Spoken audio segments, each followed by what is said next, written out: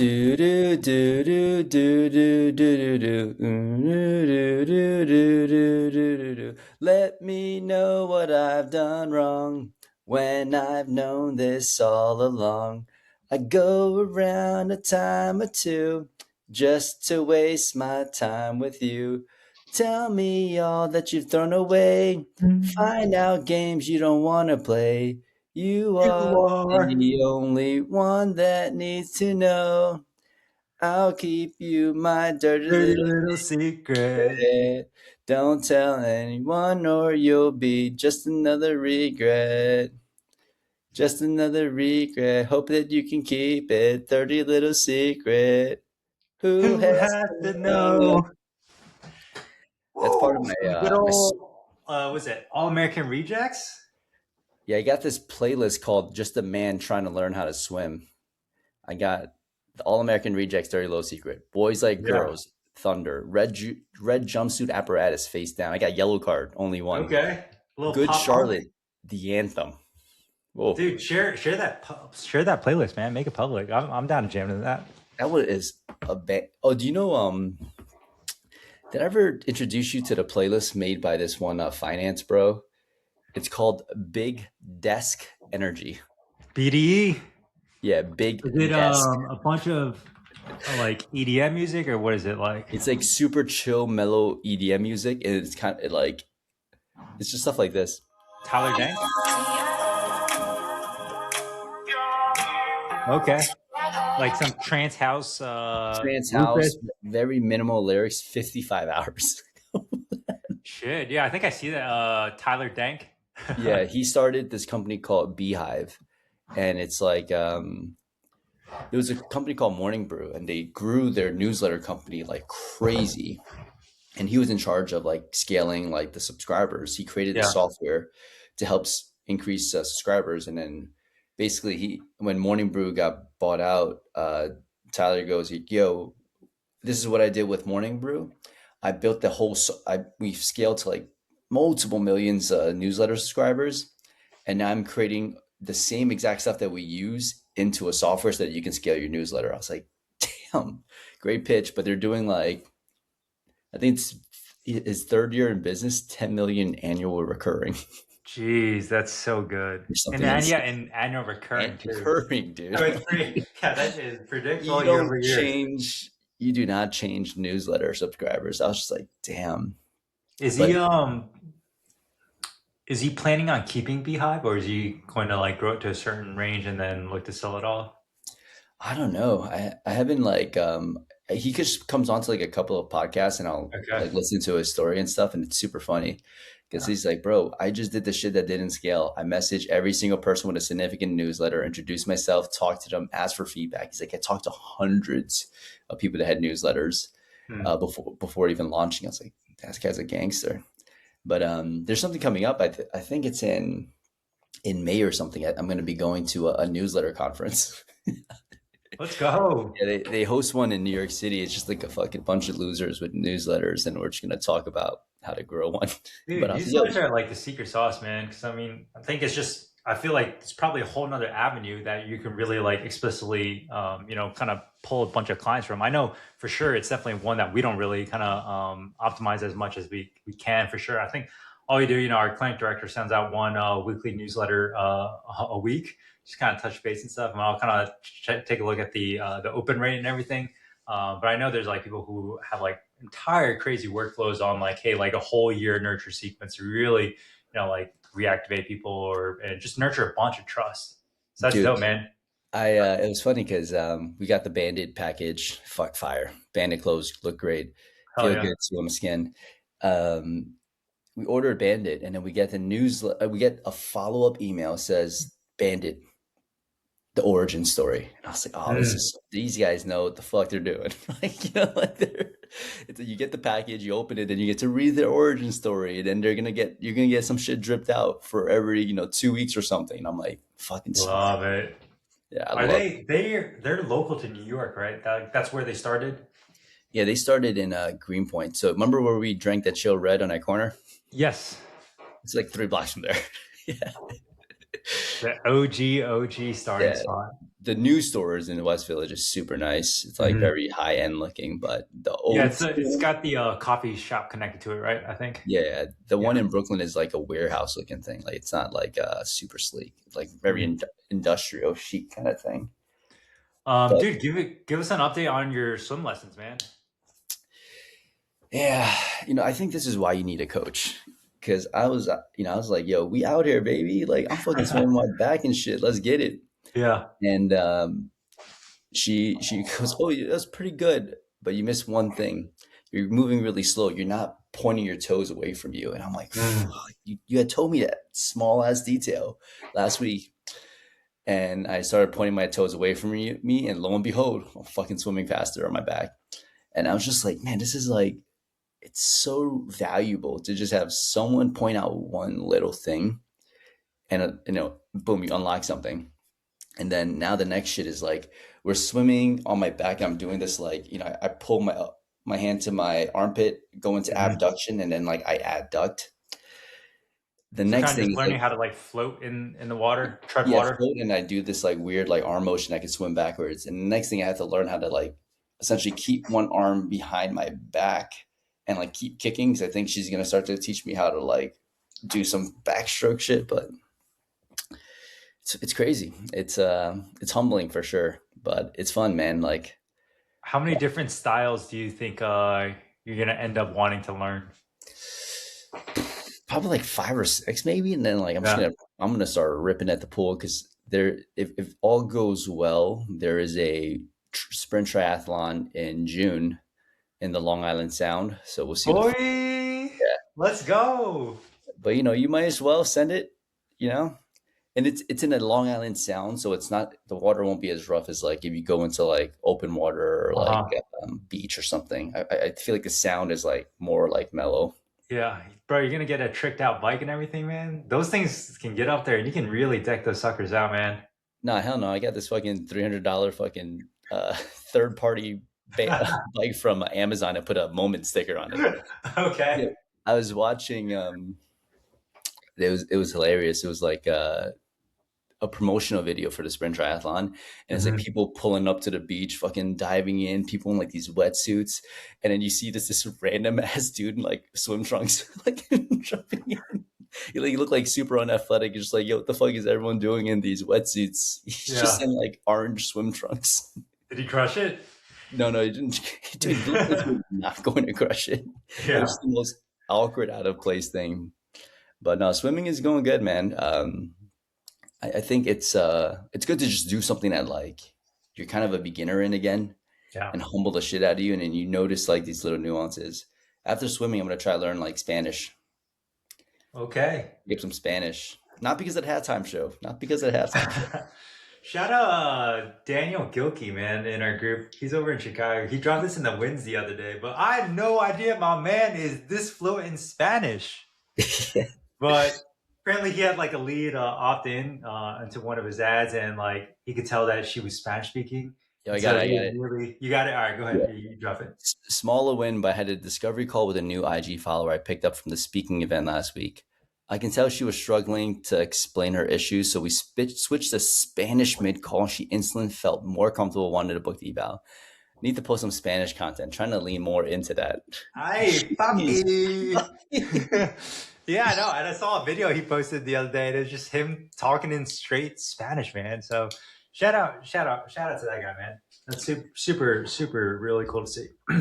Bro, I remember when I was like probably like I was 10 years old, and we were in Chinatown eating dim sum with my parents, and there was like a white dude speaking like fluent Chinese with the accent, and my Uh-huh. mom would like not eat for the rest of the morning. She just kept Like staring like, shook, oh huh? my gosh, no accent. Like no accent, like it's perfect.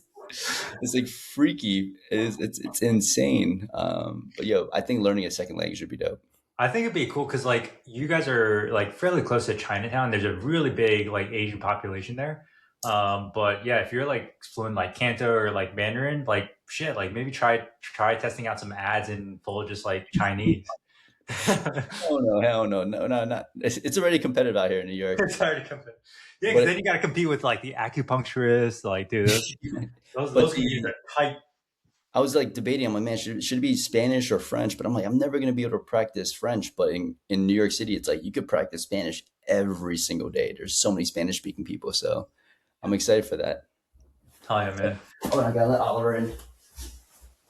Little Alien. All right. While he's letting Oliver in, I'm just gonna go ahead and rip right into the topic of the podcast for today. Topic of the podcast is how do we actually offload your clients onto your new PTs, or like, hey, how do you transition new evals onto your patients? I think at the beginning, like one of the big things, like, hey, like I'm always like seeing all the patients and everything. And so how do we, what's your mindset on that, man? I got my intern with me in the background right now. Big dog Oli. I think the first thing that you have to do is Because I really, think actually this is, yeah, this would be really good to hear from your perspective. Because like, dude, like the majority of all of like new evals and stuff for Moment, right, all funnels in from yeah, your personal page. And so it's like, dude, like Andy's the man. Andy's the fucking goat. Like I want to go see Andy. So how have you been able to kind of like foster, this like transition into, hey, like go see my guy Emilio. Emilio's the man, as well as Steph, some of your other pieces as well too. yeah. I think I am fucking struggle with this initially because I got low self worth, man. Like I was Yeah. just like, because you know how it is. It's like when someone's like, my back pain's feeling better, I'm like, ooh, inject that into my Dopamine hit. veins, Dopamine baby. hit. I'll keep taking it ads. I don't see an ROI. Let's go back to treating more people. So I think that was the main thing. It's like the dopamine hit of getting someone better clinically, and also like being like when you do something for so long, you're like absolutely conditioned to thinking Mhm. that when you see patients, that is when you are the most effective, or that's when you're having the most ROI. Yeah. It probably took after two physical therapists being onboarded to our team that I finally felt like I actually was okay with letting go of patient care more. Like in Hmm. the first two PTs, I was like, I would say that I was okay, but subconsciously, I think I still was hungering for like that dopamine hit and to feel validated by getting someone better clinically. So there's a lot of like zooming out that you have to do there. Where it's like, yo, am I doing this for the right reason? Right? Am I doing it because I genuinely love patient care, which is okay. I think even as a business owner, if you love patient care, you're not doing it because of external validation. You just genuinely love it. Yeah, see 10 to 15 people a week, Yep. 20 if you really, really, truly enjoy it. Because at the end of the day, you're creating the business for you. But I knew that some of the people that I was seeing, I was like, man, this is not even complicated. Like what you're dealing with is something that almost anyone on our team can handle very, very Hmm. well, and you would get the same quality. So once you start to realize that, it's like you're creating almost this trap for yourself because Yeah. you're trying to scale your team and you have to mentor your team, but you're also not willing to let go of your full caseload. And then you start to burn out. And then nothing at the end of the day, nothing feels like it's moving the needle. So the first thing I think Mhm. by far was the mindset stuff. But from there, I think even you, like you've had local authority within Jacksonville now for what, six, going on year Oh yeah. six? 6 years. Yep. 6 years. Yep. So, for me personally, there's a lot of things that we do in Christy does in the discovery call. Now that we've onboarded SDRs, she's doing it as well. But I'm, especially with our ad strategy and stuff now, and like I don't create as much content for the page. All the Hmm. ads are running through that. It's way less of that. But when we had a more organic boots to the ground strategy, oh man, we've done everything. Andy's not doing evals. Andy's not treating. Andy only does evals. This is Andy's price. And when it's funny because like, oh, this is Andy's price. It's 500 per session. People are like, yeah, it's cool. And I was like, what? Like, damn, like that's crazy. So we tossed around a couple of different things, but the thing that's worked the most is like if you only want to see Andy, it just won't work. Yeah. And like he just not seeing any more patients, and that's it. And like Yeah. just holding steadfast to that. I think a lot of times for myself, it's really comes down to this like certain identity shift that you have to go through internally. Exactly, kind of like what you're going through, right? It's because like shit, like if you think about it, we went through 7 years to become a physical therapist, and then so you spend all this years, and then an additional certain number of like clinical courses that you've taken, right? Shit, you spent like 200K plus on just like mentorship and clinical courses of how to treat people better. It's like we go through all this and to become really, really good clinicians. And so naturally, I think like when you spend so long becoming really, really good at something, it almost becomes like your identity. Like, hey, like I'm a really good physical therapist and I got to do what a physical therapist does. And so oftentimes, like when you are a physical therapist that also happens to be a business owner, it's like, well, shit, we're always going to gravitate towards the things that we're good at that give us that dopamine hit, right? So treating patients, like shit, I'm really, really good at that. That's easy. I'm going to do more of that. And also, it's like it's a very fast feedback loop. Exactly kind of what you're saying. It's like, hey, like you can go in, make some intercession changes, people walk out smiling, dude, like you crush it. My back feels 10 times better. But like a lot of the business stuff, right? Like developing systems, training your team, it's like a whole year's worth of just like grind, grind, grind before you slowly start to see the needle like inch forward in the right direction.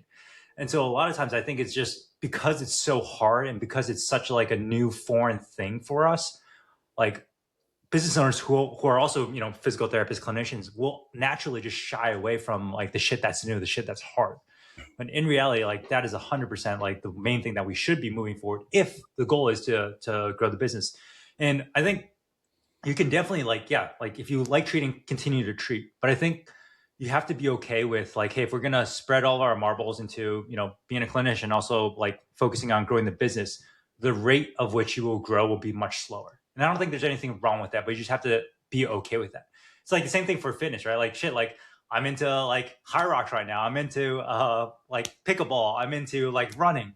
And so for me, because I'm spending all this time in so many different like fitness modalities, the rate of which I progress in each all of these are going to be very limited. Versus if I were to go like just all in only on pickleball or all in just on running.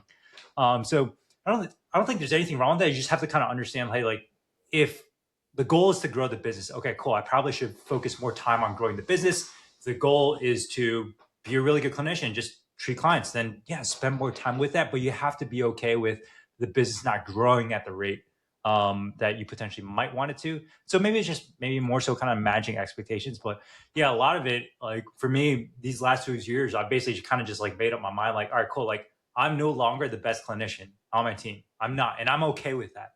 Like, and my goal is to not be the best clinician because all of my efforts are going to go towards like growing this business and getting this business as large as it is. And yeah, it's shit, man. It's a hard identity shift to go from, all right, like I'm no longer a PT. I'm now going to be like a really good business owner. All my focus is going to go towards that. And I don't think it's an overnight shift, man. It's a very slow process that kind of just takes multiple reiterations of like, hey, like what is it that I really want, right? Like, do I even want to do this? Like, do I still like treating? And I think it's okay for your interests and like your passions to change throughout the years, honestly. Dude, it's so tough. And what you mentioned is like, I'm like, bro, I some days I'm like, I just got fucking Zoom meetings, just got Yeah. Zoom meetings all day, or like I've got stuff blocked out where I'm legitimately sitting like 9 to 5, and it's completely different than what I had imagined Mm-hmm. my life would be like as a physical therapist. Now, would I trade it? Of course not. We've been heavy in a clinical for a couple of years, but that transition is really, really tough. I think one of the biggest things that you're going to notice is like when you start to hand off people to your physical therapist, you have such a bias and affinity to how you treat and how you operate Mm-hmm. that you're going to be like so judgmental and making notes in your head of like, oh, I wouldn't have said it that way. Or, oh, I shouldn't have done it that way. Yeah. You've got to step back and let them cook, right? Because Yep. there's just variance that happens for the sake of variance. It doesn't mean that your way is the only way. There's multiple ways of doing it. And then there's going to be other ways where it's like, hey, I actually do want you to follow the script from the subjective, from the close. Mm-hmm. Those things might matter more. But from like the general assessments and things like that, like I always try to say like, hey, 80% should be fairly similar. 20%, I want you to add your own style, your own flavor to things. And that's pretty much where we're at. But yeah, that's another hard thing that happens. It's like you're like shadowing your new PT's first eval, and you're just like, like you're like constantly like, Yeah, you no, just feel the steam burning, rising you're just instantly. like, I want to do that. Like, Yeah. fuck, like, you're That's, like, I mean, dude, that's a big skill to learn, man. Just like learning how to let go of control. I think a lot of times, yeah, business owners they're just like, hey, like I built this thing from the ground up. I need to have my say in everything. And right, like you should definitely have some sort of guidance, right? But it's a very flexible barrier or flexible guardrail, if you will, right? As long as clients are getting results, as long as they close, right? So the business actually generates revenue.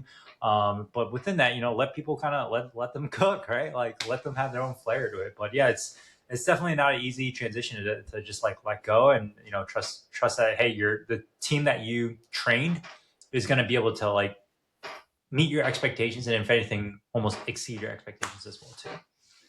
Yeah, the as you go into it now from like the discovery call standpoint, like one of the things that's part of the script is just like, hey, we just want to know a little bit more about what you're dealing with so that we can put you with the therapist that's best fit for you. And then Mm-hmm. at the end, it's like, hey, you've been dealing with like hip and knee issues and you want to get back to running. Like, oh man, you got to see Emilio. Like Emilio's, our run specialist. He's running a sub 3 New York City marathon. People are like, damn. Dude, So it's beast. just like when you plug that stuff in, it's like, oh man, you're dealing with neck stuff and shoulder stuff. Like Steph is literally the like person. She's on our team specifically because she's handling like neck and shoulder stuff, and you Yeah, guys are gonna really, really do well together. So it's like positioning that, and then when if sometimes there's the objection of like, Andy, like I really want to see Andy, and it's like, oh, Andy actually doesn't treat anymore, but like he's still overlooking everything in the back end. So he's working on the behind the scenes with all of our therapists, one on one, and making sure that everyone's plan of care is going well. So even though you won't see him directly, he'll still be influencing the work that you're doing. I love that, man. We've got an ongoing joke within our team because we always talk about, hey, like, yo, go see Andy. He's the knee specialist. Oh, well, today he's the foot specialist. Oh, tomorrow he's the neck specialist. But yeah, it's just an ongoing joke because yeah, that's exactly what our front desk people do. Is like when they frame like who they're going to be seeing on the initial evaluation. Hey, I want you to go see XYZ. They're the specialist in XYZ. For us, we usually just kind of slot them on with, hey, whoever's first available. So that's why it's like an ongoing joke. Like, all right, today you're the knee specialist. Oh, tomorrow you're the foot specialist. But yeah, one of the things like that we trained our front desk to do is a lot of times if they get referred over to see like myself, right, because we've been integrated within the community for so long, how we coach them to like offload it or transition is like, hey, well, the main reason why like your buddy or your gym owner refers you to go see Peter is because him and Peter are like actually really good buddies. But what they don't realize is that, hey, our other therapist, Andy, he's actually a much better therapist than Peter is at treating this. But the only reason why, like, hey, they're referring you to go see Peter is because they actually have a personal relationship with Peter. So that's why. But from like, if I were to give my opinion, like, whoever like the best clinical care is going to come from directly from XYZ. So that's kind of one approach that you can take. And then another approach, yeah, exactly I kind of like what you're that talking one. about. Hey, I'm like, stealing that. what's that? I'm stealing that because we have like But one if of you, my one of our homies is an ortho yeah, surgeon, and we've just hmm become like super close friends. yeah. But like So that's 100% exactly the case. It's just like, hey, like a lot of like the gym owners and the people like of authority within our local fitness community. Like I enjoy hanging out with them. Like we're honestly just like buddies and we like train together. And so of course they're gonna like go see Peter, but in reality they mean like, hey, go see Peter's practice. Like their entire team is great. But yeah, you just frame it as like, yo, like Andy and him, and they're just best buds. But like, don't tell Andy I said this, but he's not that good at treating this. Like the other guy is a better specialist at XYZ. And then also just framing it as like, hey, well, honestly, like Annie's just working a lot on the business so that we can help even more people just like you get out of back pain. But a lot of the people that we bring on, Andy intentionally trains up to make sure they can all get phenomenal outcomes. And then a lot of times, like business owners, they honestly get it. So if we actually get a good bit of like business owners who come in and stuff, and when a lot of them will all request to either like see myself or maybe like your clinic director. A lot of times, like they get it, which is where it's like, hey, like, dude, if you're the business owner, like you can't be doing all the fulfillment. So sometimes people like that kind of understand it as well too. yeah, I think the hardest one to transition is the people that have been on your calendar for a while. Yeah. Like 100% without a doubt. Like new people, like they're more flexible, but people that are on your calendar for a while. Chrissy did this last year, and I felt so like we felt so bad. Mm-hmm. I don't know what kind of rapport she was developing, but like 80% of their patients cried. I was like, damn. I was like, I felt some type of way because I'm like, I didn't have a single patient cry. Yeah. All my patients were like, all right, this is tough, but I'll see whoever Yeah. you think is the best fit. Hmm. But I think that's just like, I forgot it's part of like, this is an advice that I think transcends a lot of different domains, and it's like lead with an open heart. And all that means is like, instead of trying to like manipulate people, you just literally say the thing that is going on and people tend to understand. Hmm. So whenever you're struggling with stuff, all you have to think is like, am I leading with an open heart? Am I just putting everything that I actually want on the table? So whenever I have someone that has been on my calendar for a while, I just be like, hey, um, I just want to talk to you for a little before we get our session started. Is that cool? Yeah. We're going to be growing a lot in the next like year or two. And like my calendar has been crazy. I've been super burnt out and I feel like sometimes I'm not even delivering the care that I should be able to deliver. And for that reason, a lot of the patients on my calendar are going to be coming off and like transitioning to other physical therapists. Now, you're probably like one of the last people because selfishly, I really like spending time with you. But like, dude, it's becoming super, super tough. And I just wanted to have that conversation with you to make sure that, it's okay with you and like it's not coming at you for surprise. And that's when you can start to have a legitimate conversation. But that little bit at the end is like, you give them that little, you end with a little compliment. It's like, you're one of the last people because I selfishly love working with you. Because then they're like, oh, yeah, yeah, I get it. I will want to work with me too. Damn, dude. Pull out the tear ducts, man, with Yeah. that one. But what But is your, yeah, I think I do a transition again and legitimately just talk. I'm like, hey, we'll do kind of similar. Like, I'll be on for the next subsequent sessions. And if you need another therapist and you don't feel like the next one is a right fit, I don't want you to feel like you're just being thrown on someone's calendar. But I yeah. think this is the person that you would really vibe with. Yeah. No, I really like that, man. That's something that I haven't done before is just being like, hey, like being super open and authentic and genuine in terms of like, hey, like this is the reality of the situation. And I'm just like exhausted and my priorities are shifting elsewhere. I haven't really kind of brought it up, but yeah, maybe some that I test out. But a lot of what we have done before in the past is we'll kind of just do like almost like a 2 session co-treat. I don't know. I always like putting our newer therapists in a position of like expertise and authority. So if they're in here for like knee pain, it's like, hey, like I know you're doing really great, and everything, but Dr. Andy, he's like really our knee pain specialist. So I want to get his opinion on like if there's anything else we could potentially be doing to make sure we accelerate this process as fast as possible, get you back to running, whatever. So next time he's actually going to be co-treating with us. Like, are you cool with that? And just making sure, hey, they know, hey, like we have somebody else coming in. And then from there, on that first one, I'm gonna let the newer therapist basically take control of like maybe 50% of it. So the first 50%. That way, I think because one of the things we've done before in the past is like, hey, the newer PT just comes in and shadows and like you're still leading the whole thing and then they're just kind of like awkwardly standing there, but I want to make sure like the client sees that, hey, like this person knows what the hell they're talking about, and like they lead and dominate the majority of it. And then from there, the second one, it's like, hey, they do 70% of it, and then you're maybe just wrapping up like the last 20, 30, and then visit 3, they're completely on their schedule. But I think that's usually like a pretty good kind of transition split. And then also too, one of the big things that we've seen helps tremendously is matching up with somebody who is of kind of similar personality. I know I talk a lot about this in terms of like the clinicians we bring on. We want to make sure we usually hire from a communication personality standpoint. Because a lot of times, like if you're super outgoing, super charismatic, you drive a lot of the conversation. People really like that. If you have somebody who comes in and they're like a clinical stud, but they're just like super awkward, don't really know how to like hold conversation, it's going to be like a really awkward transition. And so I really like someone who can kind of almost mirror a little bit of your personality, where at least they can turn it on when they need to, and with patient care. And then with those like 2 kind of coach sessions, you can, if there is any kind of like awkwardness, you can kind of like help rescue it a little bit, right? Help drive some jokes and whatnot. I think my first boss, shout outs to Ryan. Ryan's such a good dude. But we used to do like co-treats for evals, and he was like, "Hey Andy, what would you do here?" And in my head, I'm like, "Bro, you know what we do? This shit is so simple." But I was like, "Oh, you didn't tell me the assignment beforehand. You're trying to position me as the expert." Yep. But if you are a parent, I think it is way easier to offload. It's like, hey, you know the early morning spot that you always want. It's like I have parental duties now that I'm fulfilling Gotta bring my those. kids to school. Dude, what are people gonna say? Like, nah, fuck your kids. I Yeah, gotta yeah, get yeah. back in.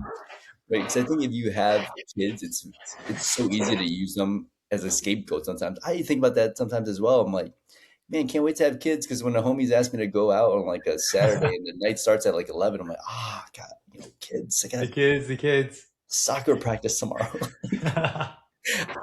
Right now, I gotta be like, yo, Oliver can't be alone for that long. Like, I can't be going out like that. Gotta I make think sure you kids got is a company. hack, bro. Kids is a hack if you're trying to offload your schedule.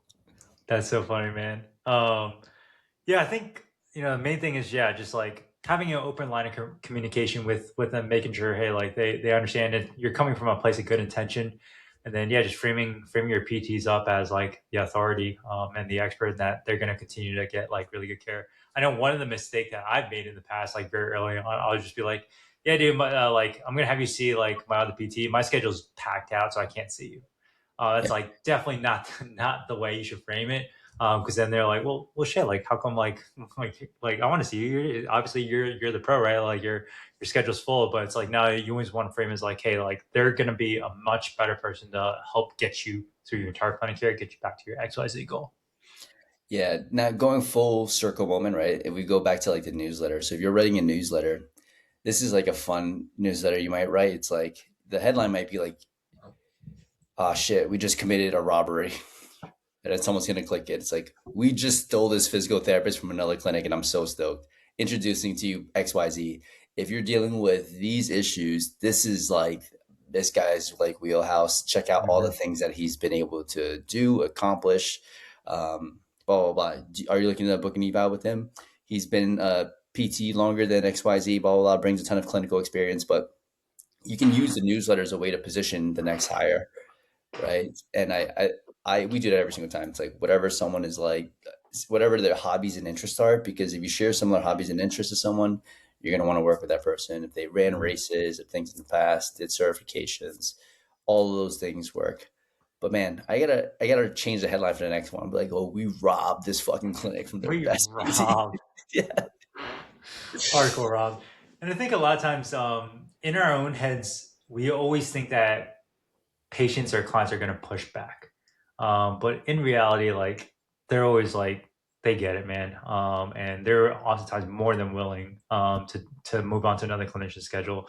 It's not like hey, like they're just going to say no, like never come back. I know in our heads, like we always tend to like catastrophize and like think, oh, what happens if it like doesn't work? But I'm telling you, like just with like the amount of times we've offloaded like our schedules, not only for myself but also like for our clinic director now. He's doing a lot of the evals now. Offload clients onto our new PT schedule. Like it just works out really really well with these transitions. So don't be afraid to do it, and make sure you learn to let go. yeah. The patients honestly start to make like funny jokes. It's like, oh, Peter, Raph is so much better than you anyway. When you come into clinic, they say jokes like that. And then the other thing that you can say to make things like to make your clinicians feel more confident. I always tell the clinicians like, I want you to fucking sell with conviction because I will Yeah. come in and treat that person for free if I have to. If they don't get better, if they don't get the outcome that they want, I only need to use it like once or twice a year. But if once or twice a year I have to come in and treat somebody, pro bono because they're not getting the outcome they want. But the rest of the year, the clinicians on our team get to speak with conviction, knowing that like I've got their back. It's always worth it. Love it, man. Uh, Dude, give us some updates on the live event, man. the live event, holy cow, man! The It is, countdown is on, y'all. the countdown is on, guys. It's in shit. What, a month and a half? Month and a half. I always got to pull up the Notion doc. Peter was like, "Yo, bro, you have way too many events." March 21st to March 22nd.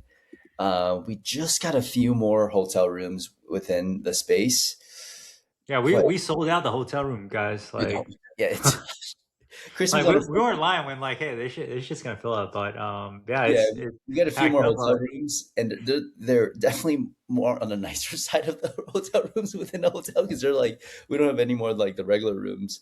Obviously we don't plan on having you guys be in a room for that long. We have events planned and stuff, but March Yeah. 21st to 22nd, we've got Friday. We're gonna be hanging out. Happy hour and stuff can be planned. Saturday morning, Nice little 10K. Gonna run to a dope coffee shop. Love this coffee. It was there last year with Christy Desayuno. So good. Oh yeah. Really good pastries. We're gonna run around this like river slash no, it's a river I think, and then we're gonna walk back together on the bridge. Event starts. We got Peter's gonna be breaking down how to scale a sales team. Christy's gonna be talking about how to navigate difficult conversations. I'm gonna be I don't know fucking around. We got day two. Oh, day one. After day one, we're We gonna got be pickleball. confirming. Group pickleball hangout. We're gonna be confirming a pickleball spot. Christy plans these things so far ahead of time. I think she was trying to reserve it in like December, November. Like, yo, you can't do that far ahead of Yeah, time. that part. So once we confirm the pickleball spot, we'll lock that down. Then we'll have a dinner, light bites and drinks, stuff like that. Following day, I don't know. We got a little two-turn last year, so I don't think we're gonna plan any Sunday morning stuff. We'll just get like a meetup, a coffee, and stuff going. But a good friend of mine, Young, is going to be coming to speak. He owns multiple businesses, pool services, cash-based physical therapy, tattoo removal cream company. Like he's in so many Yeah. different domains. He has a crazy track record with Starbucks, Phil's Coffee, and working with Apple.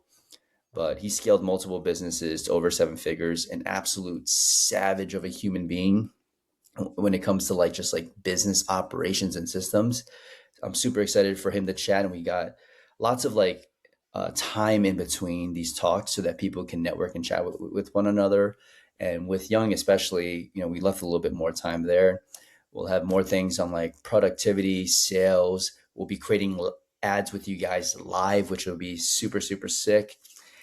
But yeah, it's just going to be a hell of a weekend. Honestly, our jot form has been blowing up. So there's going to be very limited spots. I don't even know where we're at right now because the hotel was like, yo, we ain't got much besides like three more like premier rooms. And we're already looking at a couple of other hotels close by to get all that stuff set up for you guys. But if you're a cash-based physical therapist, a rehab chiro, and you really want to learn how to launch and scale a successful practice, there's no better deal than that weekend. It's literally $497. It's cheaper than Con Ed courses. You're gonna be surrounded by savages. We're gonna freaking feed you the whole weekend, and you'll be able to just I don't know. I just hate when physical therapists are burnt out, right? And they don't know what is possible. That they go to a weekend like this and they're just like, fuck, let's cook. And that's what we want. Like, we want you to be able to have an experience where you realize what your potential can be, where you can grow your company, and ultimately the life that you can build for yourself. Oh man, yeah. Come hang with some dope people and then yeah, leave ready to run through a motherfucking brick wall, man. Yeah. And at some point, we can, you see where the night takes us, little barbecue, little honky tonk, little mechanical bull action. Alex is coming, Yeah, so that yeah. guy. Alex always like, we gotta make this thing a movie. We gotta make this thing a movie A because movie. like, yeah, this thing is a movie. But the vibes are gonna be crazy, and you'll get to hang out with people from the crew. And the crew, like the GGC community, is dope because we see each other every week, twice a week, Yep. and when we link up, the energy is awesome. And I get fucking happy thinking about it because I genuinely care about everyone in our group so much. I spend so much damn time with these people that to be Yep. able to link up, twice a year, it's just a treat. Best part, man. Yeah. Hey, hold on. What's the review We count? have 45? We have 45? No, we win. We're going on up, baby. We are at hold on. Drum roll, please. 47. Come on. 47. Let's go. I know there are three of you out there that have not left a review yet. Let's get us to that big 50. Big 50. And if you use this podcast and you transition someone to another therapist and you don't leave a review, You better get your therapist to leave a review too. your therapist can leave a review. That is being selfish. Appreciate y'all. You know the vibes, baby. Peace. Peace.